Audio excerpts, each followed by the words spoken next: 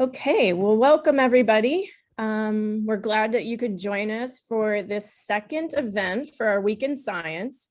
I think you might have seen that in the past, we didn't get to do anything last year, of course, because we abruptly shut down in March and nobody knew what the world was doing. We were supposed to have our second day of science, which we had to cancel, of course, but the day of science was a chance for us to highlight our research, show off some of the labs, do demonstrations, and interact with alumni and friends of the college. So this year, we were starting to plan, and the last thing I wanted to do was to have an entire day of sitting on Zoom. I mean, that's what my day is like anyway, but I didn't want to subject you to a day of Zoom. So we've spaced out across the entire week a number of different events of different formats and different styles. So I'm really excited about today's event.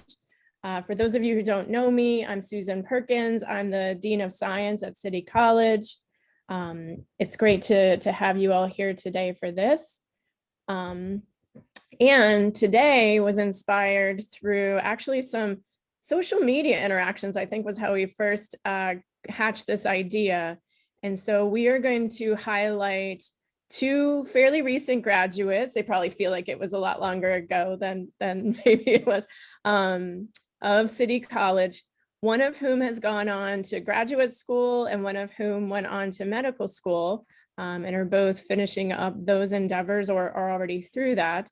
I do want to note that Ivan Santiago, Dr. Ivan Santiago, was supposed to be joining us today, and he very sadly had a death in the family.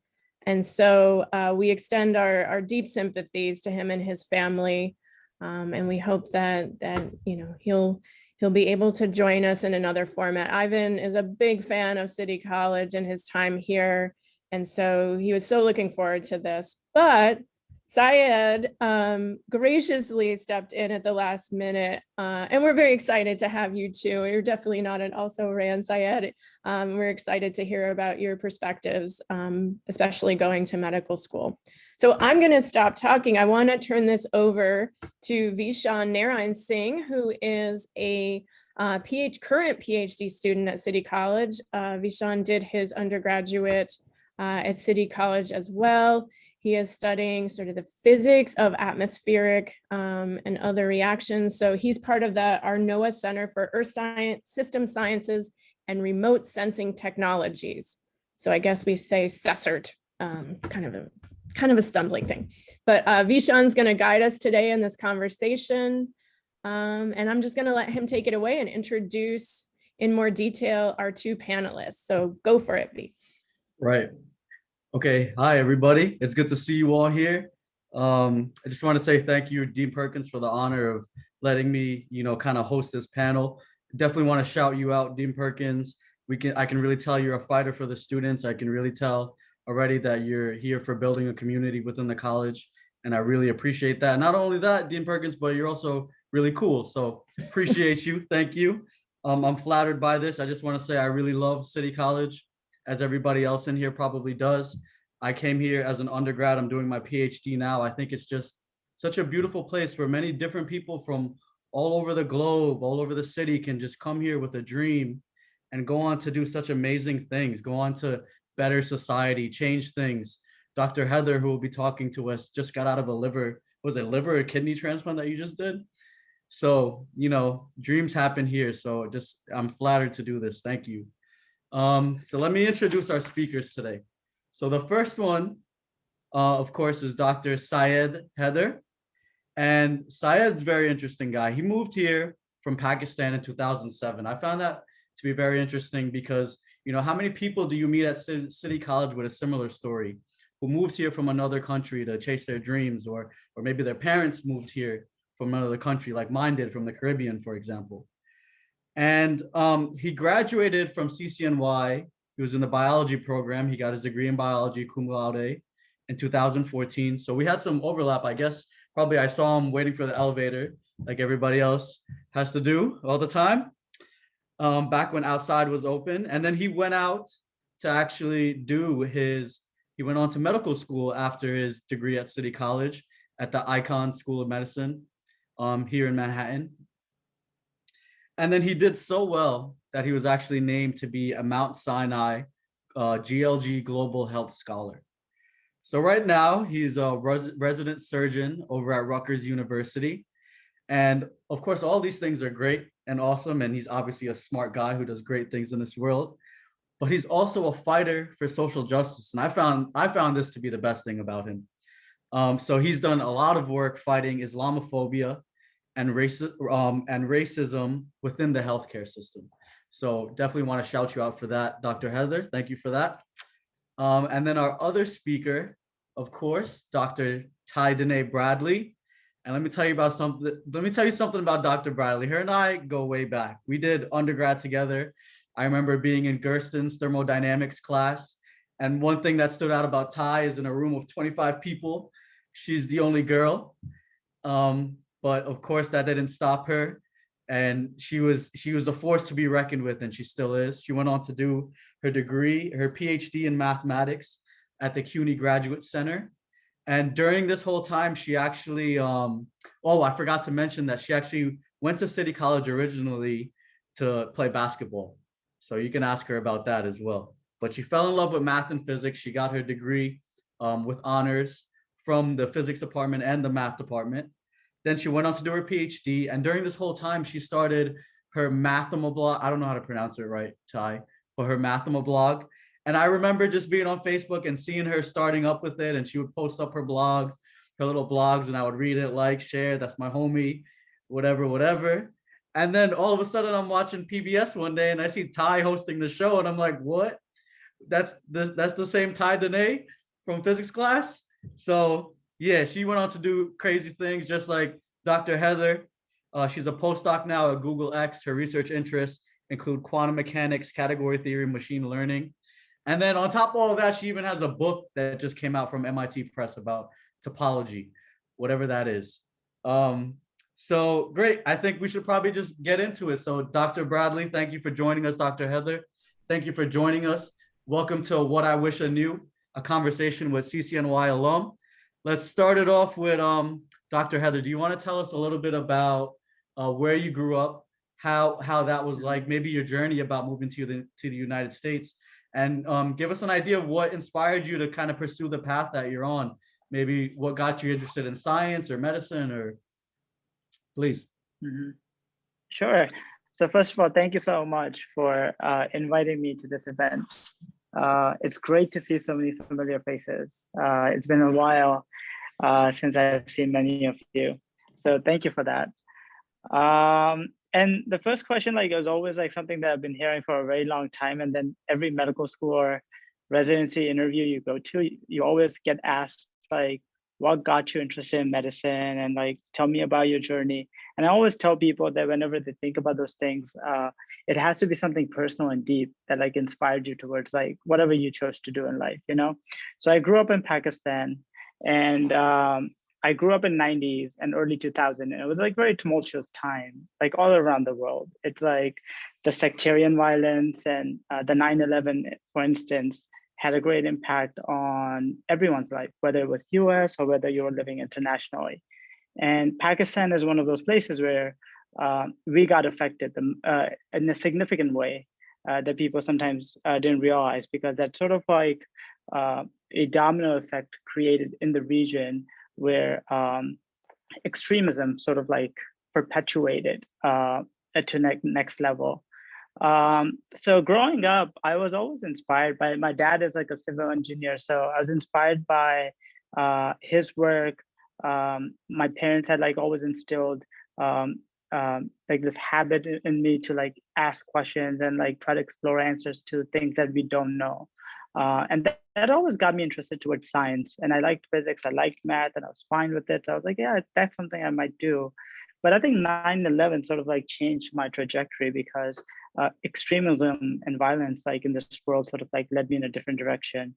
And a very personal event, one of my cousins and my uncles became victims and were assassinated post 9/11.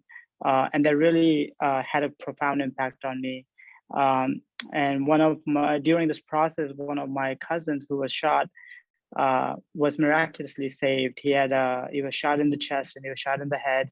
and they were able to retrieve the bullets and save his life. And I thought that was a very, very inspirational event for me growing up. And then subsequently, my grandmother, who was a victim of a head stroke victim, so she was going through a rehabilitation process, and I saw firsthand what it was like to have impact on someone's life by taking care of them, making decisions, medical decisions about their life, and sort of like justifying those decisions based on evidence, using science as a mechanism to help those people. So those were like initial experiences that really inspired me toward science in general. Also like serving others and being part of a like global mission to provide care to one another, whether it was going to be done in Pakistan, whether it was going to be done somewhere else, is that is something that I didn't have any thoughts of at that time. And over the years, like situation in Pakistan got to a point where my parents immigrated to the United States for our financial stability and our well-being and for like educational opportunities. And that was like the major reason why we immigrated to the United States. And just like most of the other students at CCNY who are like immigrants or son of immigrants or daughter of immigrants, we go through this process of trying to find ourselves. And I think coming from finishing high school here and coming to CCNY was like the perfect sort of like this ground for me to build myself and gain confidence, and then go from there. And I think that's my like little blurb and small story on where I started. That's a beautiful story. Thank you. Tai-Danae, do you want to answer that question as well? Sure. Thanks everyone for being here. Like Syed said, it's so wonderful to see so many familiar faces. What a pleasant surprise. And thank you, Dean Perkins and V, for the invitation to be here. It's really great. So I was born and raised in Richmond, Virginia. I did not have STEM aspirations growing up. I perhaps have a very unconventional background and story. I think my childhood was pretty average. You know, I went to school, I did math and things because the grown-ups said that you had to. I always liked science more than my other classes, but I think now, looking back, I find it surprising that I became a mathematician. This was not something I ever had on my radar, probably until midway through my career at City College, which I can say more about later. Now, the reason I went to City College, I was a student athlete, and I really wanted to play basketball, and I wanted to live in New York City. And I had a friend, we played high school basketball together. We trained for several years, and she said, "Oh, I've been in contact with this head women's basketball coach at CCNY. I'm going to go to college there." And I was like, well, he seems like a really nice guy. And so I got in touch with that head coach, and he's like, yeah, why don't you both come? So I moved to New York to play basketball at CCNY. Now, I did not have a major at all for about 2 years. I just played on the basketball team, and I took a lot of the prerequisites, sort of liberal arts classes that you needed. During that time, I did know that I liked science in general. So I was in the sort of science curriculum through the CCAP program, which was so perfect for someone like me who needed a lot of guidance but didn't really know what to do or where to go. So thank you, Ms. Stanley. Shout out for that. So eventually, after about 2 years of playing basketball at City College and meandering around through various courses, I ended up having a really wonderful professor, both in the biology department, Dr. Sams, and in the mathematics department, Sheikh Mahboub. Those two classes were completely transformative for me. I had never heard these topics discussed in such approachable, understandable ways. I was always under the impression that to do something like math or even physics, you really had to have this superhuman genius, gene, which I did not have. I'm just a normal person. And so I thought, well, this is not really for me, but I had these wonderful professors at City College who really opened my eyes to areas of STEM that I had never seen in that light before. And that was such a transformation for me that I completely quit athletics like cold turkey. I left the basketball team and I actually declared physics as a major. That's what I wanted to do. And then I did that for 2 years. And then I was like, whoa, no, the universe's answers are all in mathematics. So I stayed 2 extra years and I became a math major. So I just think it's interesting. I sort of, I found that along the way while I was at City College. It wasn't something maybe like a lot of students who kind of come in knowing, oh, I feel like I have this bent, I want to be such and such major when I get to college. But I was a little bit unconventional, I guess, in that it took me a little bit of experience in trial and error before I found that. Nice, nice. So do you still shoot hoops or what? I mean, on a sunny day, maybe. Nice, I do nice. more golf than basketball now. Okay, okay. So let me see. Do we have any undergrads in the room? If anybody's an undergrad in here, you want to just say hi in the chat? Because we have some questions really maybe focused towards that audience as well. We want to make sure everybody gets something out of this. So the next question, I guess maybe Tai-Danae, you could start us off this time. How do I do well in classes? I have no idea what I'm doing. And then also, how do I balance doing well in classes with other stuff like working, the lab, the personal life? I've only slept 6 hours in the past 3 days. Right. These are important questions for undergrads, like the great mystery. So I found personally that persistence and perseverance is really key, especially in STEM. Science is hard. If you're a math major, math is hard, physics is hard. These things are hard. But there's something, I think, for a lot of science majors that drew them into the subject. Maybe like Syed said, there's a personal experience that you might have. Maybe like me, there is a really great teacher that, made the topic come alive to you. And so I think on those days for students, especially when it feels very, very difficult, like, oh, I don't understand this. Oh, I'm so frustrated. I thought I got this. No, I get like a C or something. It feels discouraging. But, science is hard, but it's also very rewarding. So I think there's a little bit of grit and endurance that folks, students have to sort of learn to push through. And then as far as, I totally understand only having a few hours of sleep and then you've got stuff to do. So I think time management is certainly key. This is a skill that you have to learn. And one way you can learn it is through, the great programs that are offered at City College. I mentioned the CCAP program. When I was there, I see Dr. Levitt is here. I was part of a program called MARC, although Dr. Levitt, I think the name may have changed since I left a little bit. Okay, so there are opportunities for students where you can be mentored by brilliant faculty at City College that can kind of help you through these things. But I think that endurance is key. Time management is something that you have to learn and work at. And also, I think sleep is important. So I found out that I do not do well when I don't sleep well. So I really enjoy an 8-hour night of sleep. And sometimes I'll do that. And if it takes me a little bit longer to get assignments done or to study for a test, that's okay, because at least my brain is sharp. So sort of you have your limits and you kind of have to know about those as well. Some things that come to mind. Yeah, that's a great point. I think it's very important to, if you find yourself getting tired, your brain is not going to be operating optimally at that point. And that's where you make mistakes. So better off to just sleep and pick up the next time. What about you, Dr. Haider?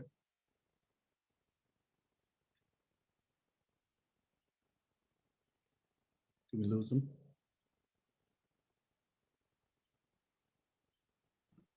You have to unmute. It's slowing down just a little bit. Oh, did you hear the question? Yeah, can you hear me now? Yeah. Yeah, can you repeat the question one more time? Yes. So basically, can you give us some tips on how to do well in classes, and then also managing all the stuff that you have going on? So it might be working in a lab while going to school, while having to work a couple jobs to pay your rent, things like that, support your family. You have any comments on that? Sure. So like, I think I briefly heard Ty's response and then my internet went off. But just to echo what she was saying, it's a process where you have to adapt and change as you go along, especially throughout like undergraduate years where your first year is very dramatically different from how you approach your second and third year. So it's a constant evolution that you have to go through. But I think it's important, like we enter any phase of our life thinking that we're going to know the answers right away, but it's important to seek help and ask for help because there are always people around you who are going through similar circumstances that can help you and guide you along the way. And I think that's the most important lesson I learned when I started undergrad, because my first semester at CCNY, I felt myself getting lost into in not only in academics, but also trying to find myself and getting the sense of belonging, what I'm doing and why I'm doing things. And I think it's important that it's to connect with people on personal level, whether it's like a fellow student that you run into. In my case, Tai and I ended up taking classes, classes. So I think that would help. Dr. Sams, the biology professor that that Tai was mentioning for our courses, like was instrumental in sort of like laying the foundation and why we were doing things and making us understand the reason behind why we approached each topic differently. And then we had help from like people at CCAP. I worked in a research lab with Dr. Mano, and I think those individuals were important for me, and they kept me grounded throughout. So whenever I felt like I was going through stressors, they and guide me towards like other resources that can help me. So I think those are some of the important tangible lessons that I acquired, and I highly encourage people to seek out help during those times from the experts. And I think that can make a huge difference in your educational experience for sure. Yeah, I think one thing that really resonated with me, Syed, was just the amazing support system you had at City College, and you too, Dr. Bradley. There's all these professors, but not even only that. There's people like Miss Stanley and others throughout the college, and CCAP and all these different organizations. I know in the physics department myself, I had some great support there. So there's all these amazing professors and faculty there to support you, and it's important that you can seek out other people to kind of guide you along the way and also build that relationship with your peers as well. Great. So here's the next one. So Dr. Haider, we'll start with you. The title of today's event is What I Wish I Knew. So let's hear it. What do you wish you had known before you took that next step from CCNY to graduate and medical school? And can you also give us maybe you can just give us some tips for how we make that next step as well. So how did you get into medical school? And for you, Tai, how did you eventually move on to do your PhD straight from undergrad? So Dr. Haider, would you start off? Yeah. So I think it's very important for you for anyone to have an understanding that the pathway to success is not going through the medical school application process. You go through the entrance test. There are a lot of things that you go through that are sometimes demoralizing. Maybe you don't get the right score. Maybe you don't win the right award. Maybe you don't get the right things. But I think it's important to going through that process, you realize that years later on that those little things mean so much less to the big picture that you have to keep yourself, the big picture you have to keep in your mind as you're going through it. So that's one thing I wish I had known, and not feel that like during the process that I have to get stressed about every single thing. You have to focus on the big picture. And I think that's one thing that I wish I had known. Secondly, I think it's important to embrace each opportunity that comes your way. And I think like as an undergrad student, sometimes I was very reluctant to do that. I had my own ideas and I had my own ways of approaching way towards medicine. Sometimes you have to like embrace every opportunity that comes along your way. So I'll give you some examples. So I grew up in Pakistan, and like these events that I talked about like shaped that I was going to go into medicine. But when I came to CCNY and I was going to a school in Harlem, I was given unique opportunities that I took advantage of. So I was working in a research lab where I investigated about strokes with Dr. Mano. I worked at I had an opportunity to work at a lab at Columbia, where I worked at the impact of bomb blasts on human brains. And together, these like research experiences sort of like opened my mind into how education and research can maybe be an avenue for change. And bringing those two together back to City College, to Miss Stanley at CCAP, for instance, allowed me to travel to different conferences, present my work into like nationally, and be fortunate enough to be like to get noticed for the work I was doing. So I thought that was an experience that if I had like stayed narrow-minded and not taken those opportunities, I would have never experienced.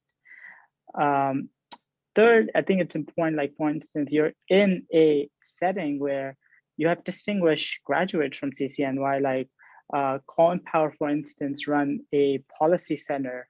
And I took advantage of it. And this was the first time ever that I really understood community health. And I started walking around in Harlem, going to different community centers, and started speaking to the community members about what the health status is within their community.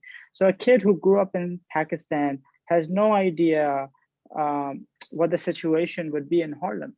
But if you don't embrace that change and opportunity, you're at loss. And I think that's what I acquired from that. And I think that has changed my research endeavors dramatically, where most of my research now currently is in the surgical disparities for minimally invasive procedures, predominantly for African Americans, Black, Latinos, and other minorities in the United States, and giving them resources to have the best minimally invasive procedures. And I think I credit a lot of it to my education at CCNY, where Colin Powell Education Center had instilled me to like seek community guidance. And I was fortunate enough to attend school in New York City, so I was in East Harlem throughout my medical education, which was a winner, sort of like a moment for me to embrace the community even more. So that's my journey, and that's my tips for like how we should always stay open-minded in those scenarios. And what about getting into med school? Can you just give us some comments on your journey as an undergrad at CCNY and what you did to successfully get into med school? Yeah, so I credit a lot of my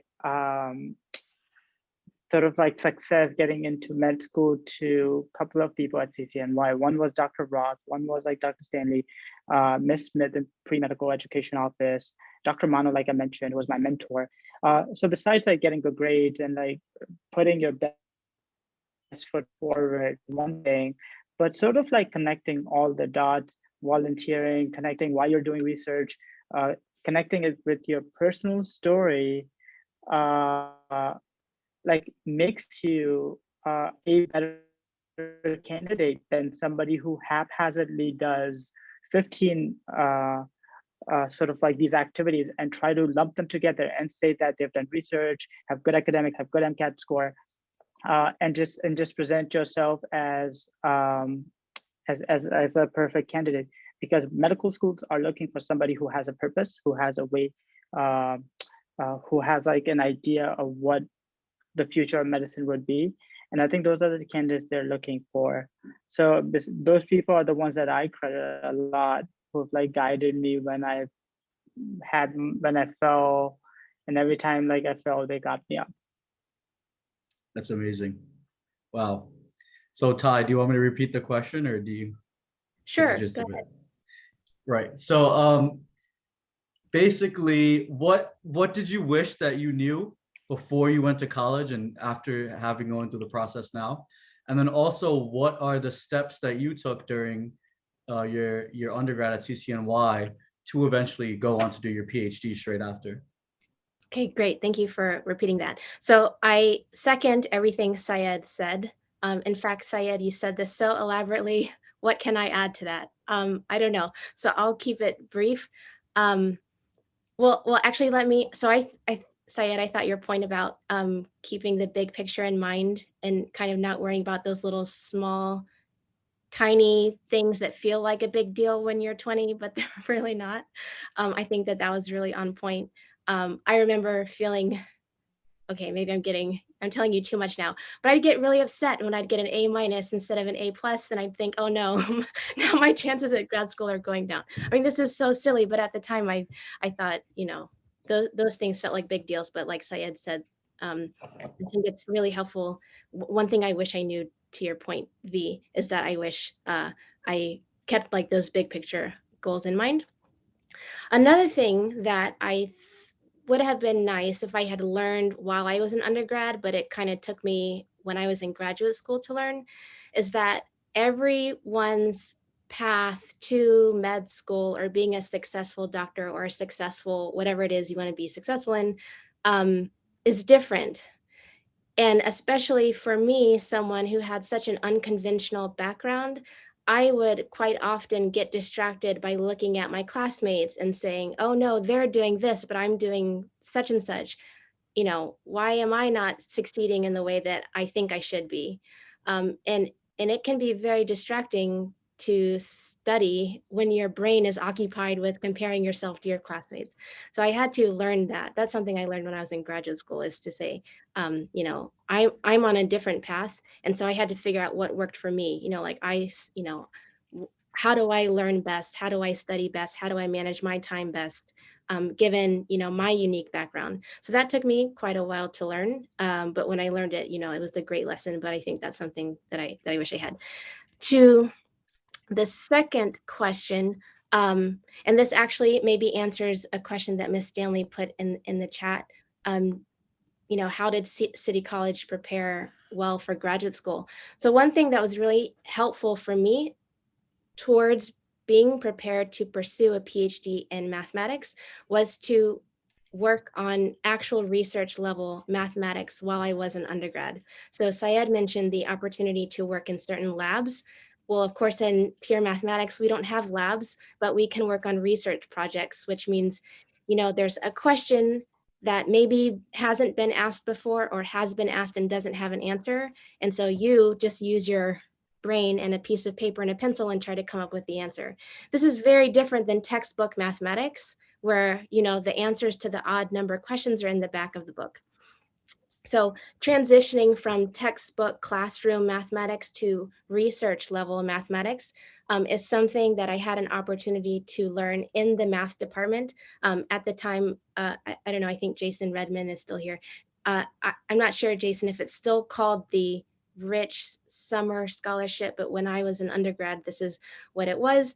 And this, I can't remember which year this was at City College, but maybe the summer of my junior year, I had the opportunity to work with a faculty, Brooke Fagan, in the math department. So myself, together with two other undergrads, we were mentored by Dr. Fagan, who sort of gave us our first experience into what it's like to do mathematical research, what it's like to write a paper, what it's like to submit that paper to a journal, do your revisions and get accepted. That was really instrumental for me because this is now what I do all the time. And so I think that if I hadn't had that experience at City College, then, when I applied to graduate programs, maybe my application wouldn't have been as attractive. I think having that taste of being a research mathematician is very, very helpful going into graduate school. So it sort of lessens the shock of, wait, graduate school, it feels very different than undergrad. What is this new world? So because I had the opportunity to kind of get my feet wet at City College, I think that absolutely prepared me to do well and go on to grad school. That's great. Yeah, I think I've had a very similar experience too. It was definitely very, very helpful to be able to do research as an undergrad and, develop that scientific literacy. Um, okay, cool. So let's open it up a little bit to the crowd. Let's see what kind of questions we have out in the crowd. First off, before we do that, just can we show our panelists some love, please? Maybe in the chat, maybe in the reactions here on Zoom, maybe a thank you, shout them out real quick. Thank you so much, Dr. Bradley. Thank you so much, Dr. Heather. I see Kate, she put up a little thumbs up. Oh, we got some clapping going on. Okay, thank you, thank you. Okay, so does anybody want to ask a question? They can unmute themselves or raise their hand and we can call on you. So I think Miss Stanley, did your question get answered or do you want to ask it again? I think Dean Perkins, you might have to unmute her. Oh, you're muted right now. I think she gave you the permission to unmute yourself. Okay, yeah, Tai did touch up on my question. Thank you. I just want to shout out to Tai and to Syed. Good to see you guys here again. That's awesome. Good to see you too. Good to see you too. Okay, so I'm looking at the chat to see if there's any questions here. Susan, do you want to ask a question first as I look through the chat? Sure. I wanted to ask both of you, Syed, you went to medical school and Tai-Danae to graduate school. And I guess some people would describe that as a traditional academic / professional path. But of course, we now know that path is narrow and academic jobs, especially I'm looking at you, Tai-Danae, are harder and harder to come by. And so do you have a little bit of advice for students that might not be thinking of going down that road, but might want to, say, move into industry or come to our master's program and do that level of things? And I guess what I want to also ask personally as dean is, what can we do better at City College in the Division of Science that would help prepare students for the diversity of careers that are out there from your networks and your experiences? Mm-hmm. You want to go first, Dr. Bradley? Please? Oh, okay, sure. So that's a great question. I feel maybe I'm only qualified to take a stab at that answer from a math major's perspective, since that's what my degree is in. So it's true that many students who get a PhD in math, this is sort of the normal trajectory to getting a tenure track position at a university somewhere. But as you mentioned, especially in 2021, going into industry is also a very viable and exciting route. One thing that I wish that, so I work at X, the Moonshot Factory, which is formerly called Google X. And so I'm kind of in a hybrid situation. I'm a postdoc there, which means I get to work on pure math, but I'm also surrounded by industry experts and artificial intelligence experts and machine learning researchers, which is a very exciting and hybrid place to be.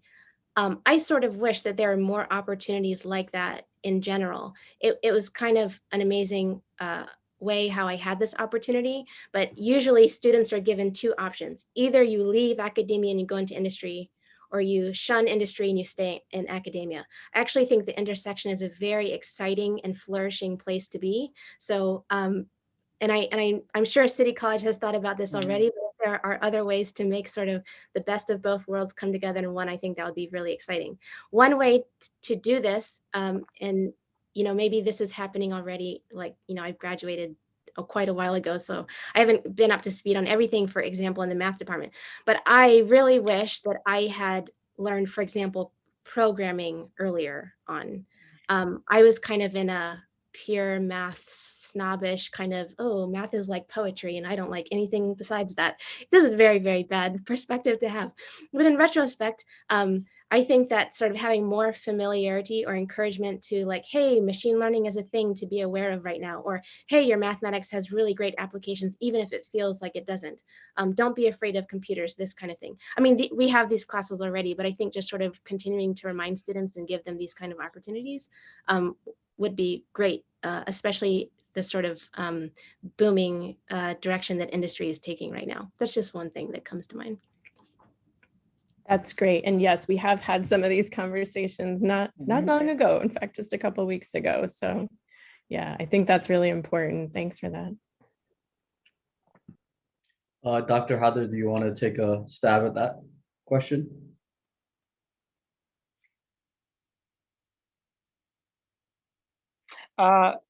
Sure, absolutely. Like from medical school perspective, I was an undergrad student starting in 2008. Conventional path was you do 4 years of undergrad. Path was you do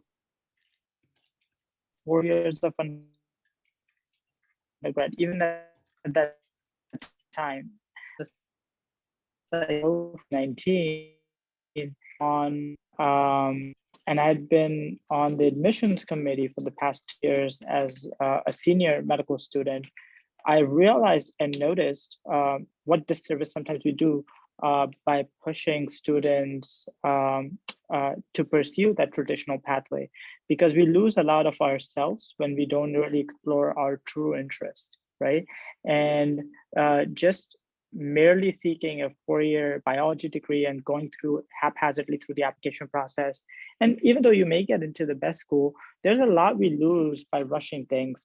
And I was meeting candidates at Mount Sinai who had pursued MBA before they started medicine, who had pursued master's in public policy before they pursued medicine, or they went to 2 years in Africa and like did some community research and they came back more well-rounded scholars, or they went to Switzerland and were at a CERN institute and like developed their physics and mathematical knowledge more, and then came back and applied to medical school.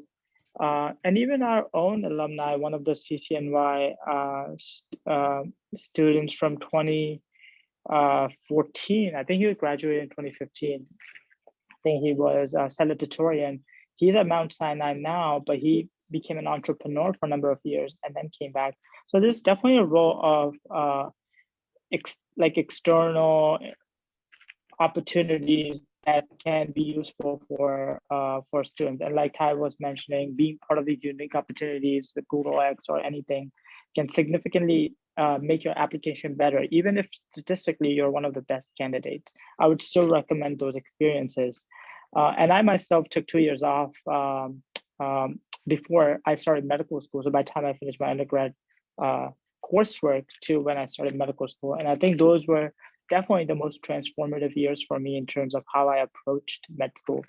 So I think those are definitely things that I would recommend that the students must explore.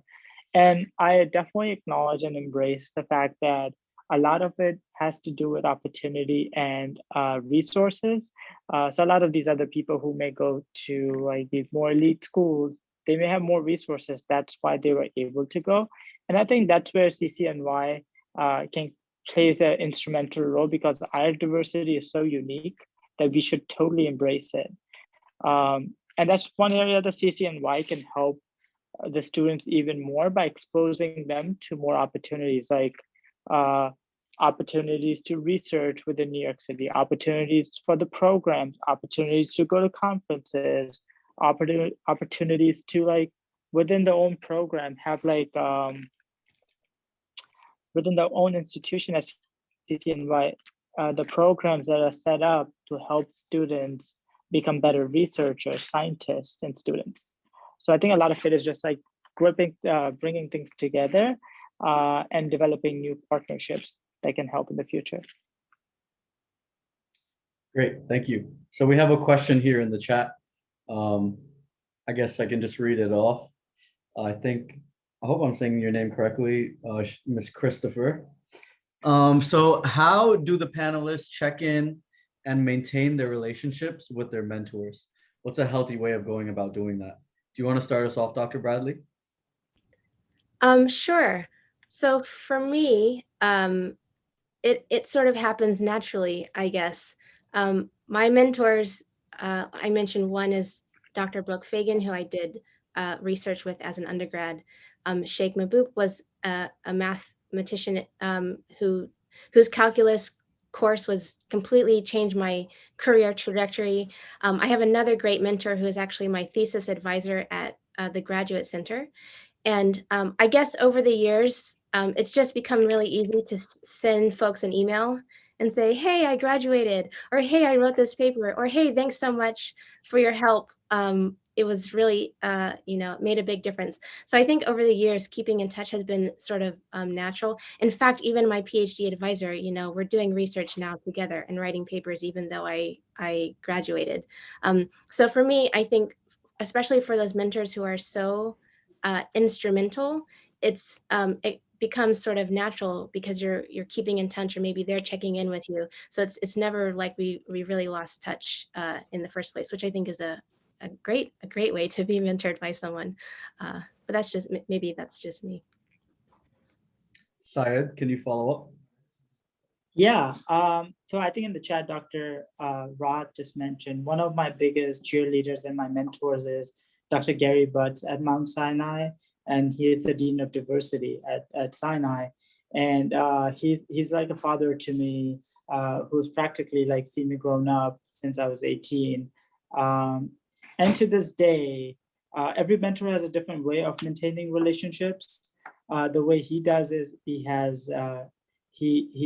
constantly stays in touch with you every Sunday. Every Sunday, you're gonna get one single message that just gives you a simple message saying happy Sunday. And I think having gotten that message for the last 10 years has made a significant impact in my life. And it's just 2 words, and that makes you feel that there's someone out there who not only cares about you on a from academic perspective, but cares about you from a human perspective, because part of his knowledge to me, or the things that he's important to me, is to become a better mentor for others, like the way he is for me. And I think that's been a huge lesson. And the rest is like, it's very mentor dependent. Some people you stay in touch with a lot more than others, but doesn't negate or like downsize their importance in your life. And I think we must be all cognizant of that. And I think that's I think that to me that's important. So for instance, people that I've mentored, I still send them an email every 2 months to stay in touch. Or people who have mentored me, I try to give them an update every 3 months if anything significant happens in my life. When I graduated medical school, for instance, Miss Stanley was there at our graduation, and I think that simple gesture of like her presence there in itself was like so enriching for me and like so many other people. So little things that you could do can make little acts of kindness go a long way, rather than being there 24/7 for that individual. Okay, so maybe Susan, do you think we should wrap up now, or should we take Dr. Stark's question real quickly? Yeah, let's just maybe ask real quick, because it's an interesting question, and I think Right. can give some insight, but maybe they can thumb wrestle over who answers it. Yeah. So Okay. I can take a stab at that one, because like in medical school, I ended up doing I took a lot of mentorship opportunities, and I heard that question a lot from different communities or different ethnic groups or different races. It's a question that resonates with everyone. There was a student who came from a well-to-do family at Sinai, and he said that his great-grandfather was a doctor, his grandfather was a doctor, his dad, his brothers, his sisters are all in medicine. And they're like well established, and they've made significant impact in life.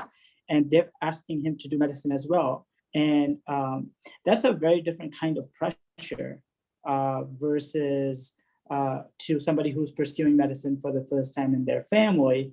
But my main message that I was trying to impart was like, everybody has different level of stresses they feel.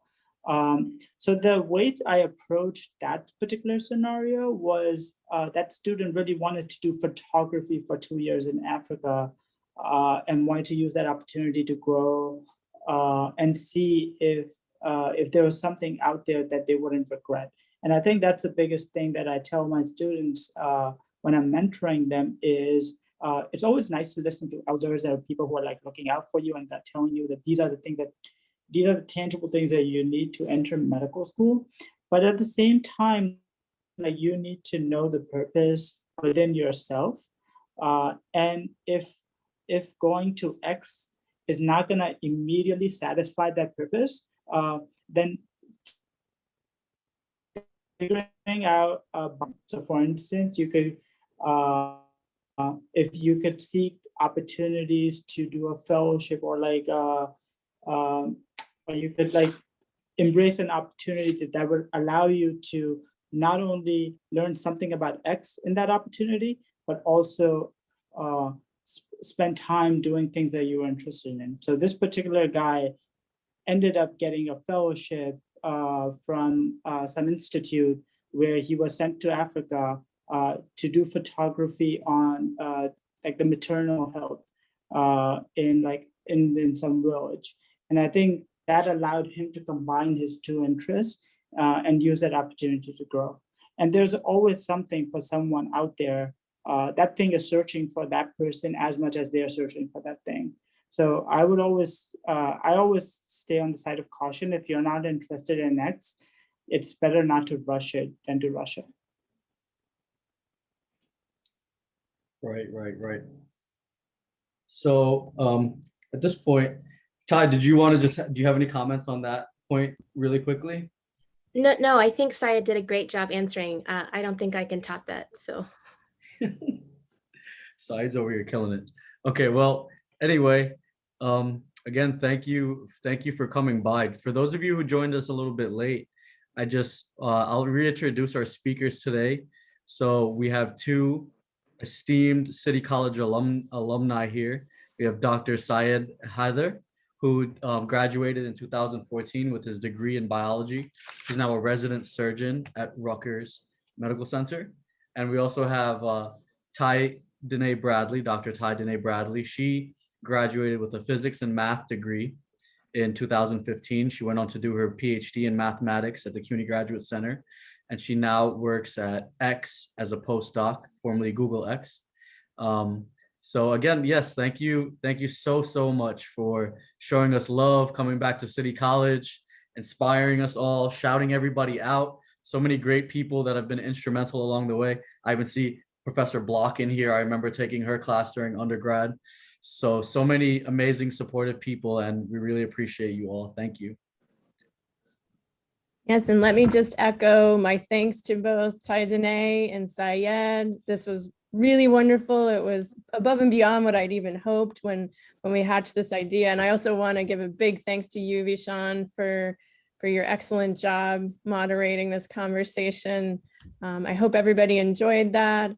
I put a couple of things in the chat. We have lots more events coming up this week for all the alums. We're doing a happy hour tomorrow at 5.